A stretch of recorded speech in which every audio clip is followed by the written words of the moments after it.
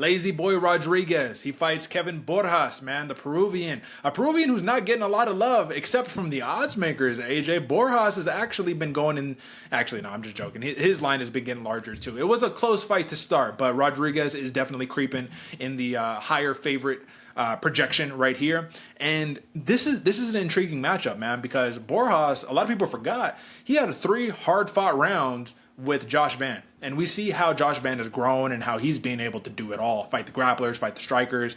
But when you win a round, right, like one singular round against Josh Van, and you make it look competitive and you stick around and not get knocked out over the course of 15 minutes, pretty impressive.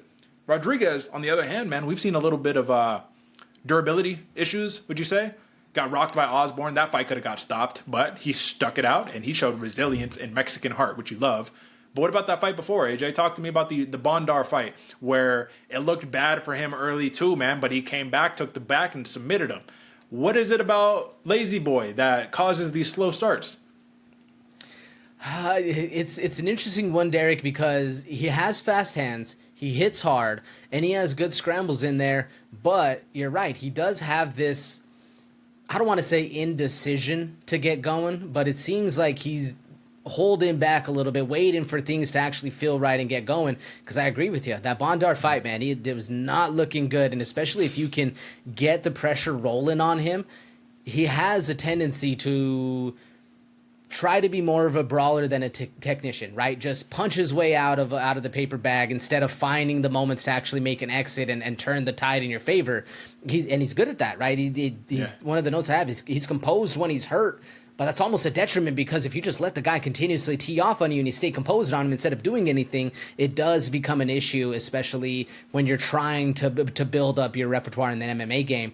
I mean, slow starts work whenever you're able to actually get started later on in the fight, but we got to get him a little bit more amped up in the beginning.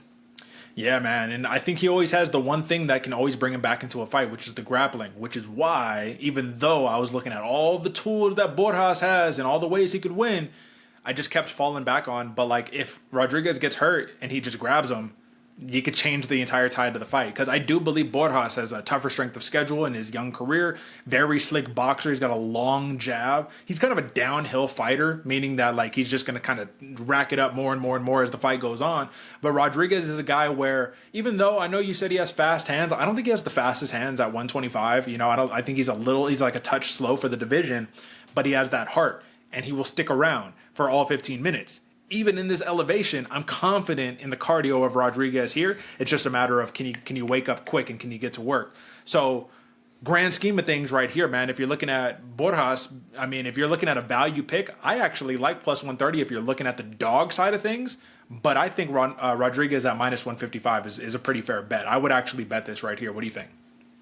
It's a very fair bet. Very fair bet, Derek, especially for how the styles are going, because I agree with you. If Borjas is able to get going and get that snowball effect up and running, he has a good shot of looking really good, especially at the start of the fight, right? That first round and a half, I think it could be looking really good for Borjas, but he's a little bit more one-dimensional, and if Rodriguez is able to get this fight to the ground, Borjas needs a lot of work on his ground defense right here, and that's where I can see the fight really coming to fruition for Rodriguez.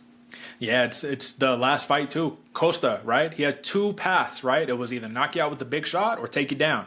And I think the threat of the takedown froze him up. And I think that we're going to see that again here. Again, it's just a matter of Rodriguez. Can you avoid the big bomb early? Can you weather the storm and get past it? And if you can, I think that you got a pretty solid favorite right here. But if we're going to look at just one more for the undecisive people, for the people who say this is too close for comfort and I'm not willing to pick a side, 2.5 minus 175, under is plus 135.